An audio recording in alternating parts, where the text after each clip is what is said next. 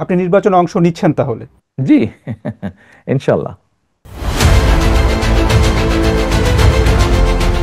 বিএনপির ভারপ্রাপ্ত chairman Tarique Rahman BBC বাংলারে দীর্ঘ সাক্ষাৎকার দিয়ে এন্ডে তিনি বর্তমান রাজনৈতিক ইস্যু নির্বাচন ও ভবিষ্যৎ রাজনীতি লইরে হতা হইয়ে সাক্ষাৎকারত তিনি প্রতিপক্ষ হন রাজনৈতিক দলরে সরাসরি হন আক্রমণ নগরে বরং রাজনীতিক ইতিবাচক ও গঠনমূলক দ্বারা চালু রাহিবের বার্তা দিয়ে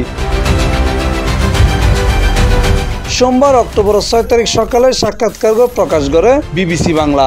আন্তর্জাতিক গণমাধ্যমগর বাংলা বিভাগের সম্পাদক মীর সাব্বির ও সিনিয়র সাংবাদিক কাদের কল্লকরে দেওয়া সাক্ষাৎকারত তারেক রহমান দ্রুত দেশত ফিরিব বলেও জানাই।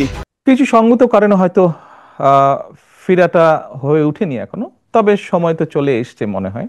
ইনশাল্লাহ দ্রুতই ফিরে আসব। সেটা কবে আমরা কি জানতে পারি? দ্রুতই মনে হয়, দ্রুতই ইনশাল্লাহ।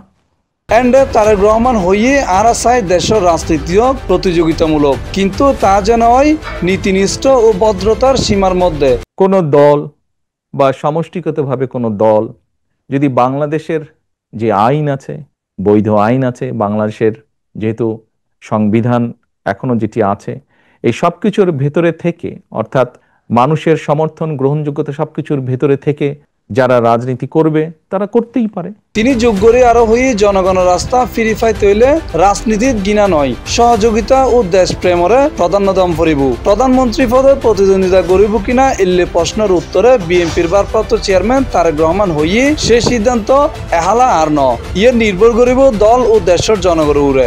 এটির সিদ্ধান্ত তো বাংলাদেশের জনগণের, বিএনপির পক্ষ থেকে। সেক্ষেত্রে তো এটি দল সিদ্ধান্ত নেবে, দল কিভাবে করবে এটি তো দলের সিদ্ধান্ত। দেশত ফিরিবের বিষয়ে তিনি জানাইয়ে যদিও বর্তমানে শারীরিকভাবে যুক্তরাষ্ট্র তাইলেও মন মানসিকতায় তিনি দীর্ঘ 17 বছর ধরে বাংলাদেশত আছিল। দ্রুত দেশত ফিরিব ইনশাআল্লাহ। Mohammad Nizamuddin Tipu, C+ TV, Chittagong.